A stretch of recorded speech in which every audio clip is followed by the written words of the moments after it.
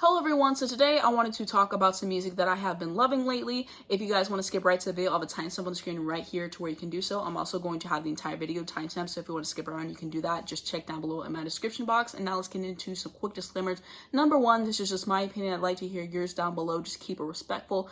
I'll be reading off my phone as I always do, and everything I reference in this video will be in my description box if you guys would like to check it out. And let's get into it. So first up, I want to talk about Kiss Me More. This is by Doja Cat featuring SZA, and this song is just addictive. It really feels like summer, and I think that they captured the vibe of the song perfectly. They are an excellent pairing. I'm really glad that they did a song together. What I really appreciate is that they both hold up their end of the song, and they just sound perfect together, and the song is amazing in itself. What I really like about this is the music video. You can tell that they had a budget for it, they went all out with it, and I'm just really excited to see what both of them have coming up in the future. I know Doja Cat's album is supposed to come out this year. Hopefully SZA drops this year because I really did love the Control album so much. Next up, we have Ruth B Situation. This was just a very enjoyable song to listen to, and she does have a new album called Moments in Between coming out on June 11th, which is really exciting.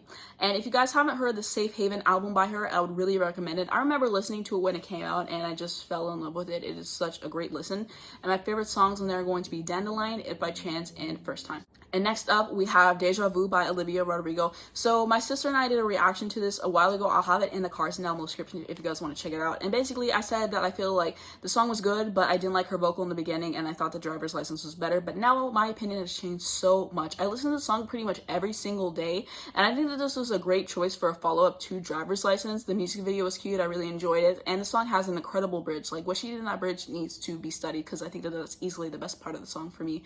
And I'm really excited to hear what she has for us with her upcoming album, and of course my sister and I are planning on making a video for this channel about it, so stay tuned for that. Next up, we have Folklore, the Unplugged Studio Sessions by Taylor Swift. I have been wanting to talk about this in a video forever, but I just didn't have the right video to place it in, so I wanted to talk about it today.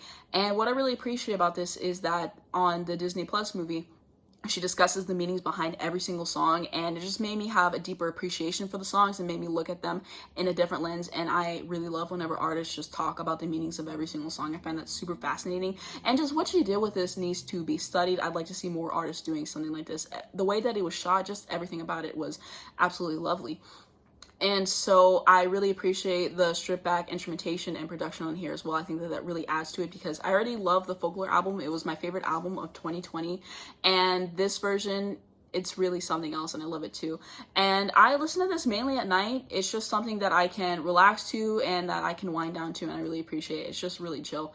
And so my favorite songs on here are going to be Cardigan, The Last Great American Dynasty, and Exile featuring Bon Iver. If you watch my videos for a while, you know that the Exile mention is shocking, just because I've said in the past that Exile is my least favorite song on Folklore. I still do agree with that opinion, but this version is so much better. And I think it's just because the way that it's stripped back, and I feel like his vocals aren't overproduced. I feel like they were overproduced on the Folklore version, and that's why I didn't like the song as much, probably. But yeah, this version is a lot better. I find myself not skipping it on the regular album as much, which is good. I think it's growing on me a little bit, but it's probably still my least favorite song on the album so far. And now we're on to Tame, Impala, Currents. I think that this has fantastic production. It's just something nice to vibe to, especially at night. I was listening to this last night and I was really enjoying myself.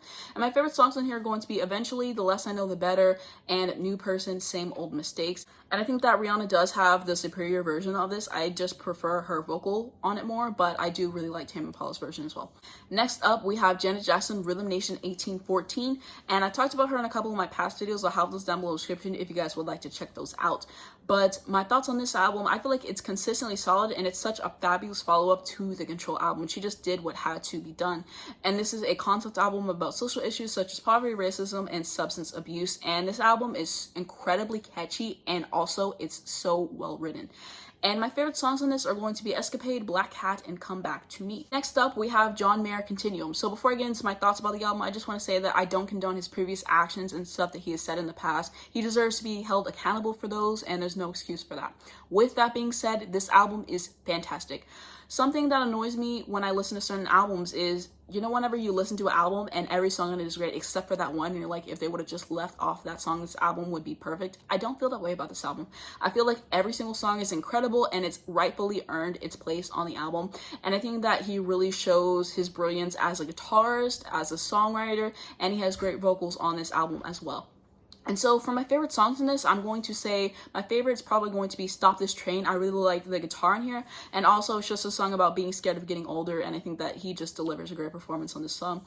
Next up, we have a song Vultures. And lastly is going to be The Heart of Life. And this is one of my favorite albums of all time now. It's really that good. I would highly recommend it. And lastly, we have Nirvana. This is going to be the MTV Unplugged in New York album. And so I've listened to this album a few times in the past and enjoyed it. I came back to it after not hearing it for a while. And this is just a delightful album. I'm also of a casual Nirvana fan, and I think I have listened to their discography in the past maybe one time. I need to go back and listen to it again because it's been a very long time, but this is a great album. I really enjoy it. I listen to it from time to time, and so my favorite songs in here are going to be About a Girl, Dumb, and Polly.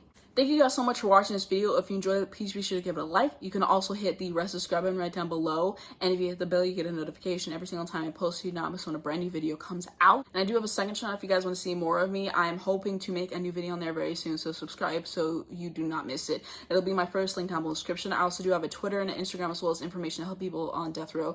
And there has been a rise in Asian hate crimes due to the pandemic and everything. Stop Asian hate. I'll have resources to educate you guys in the description. Thank you guys so much for watching this video, and I will see you in my next one.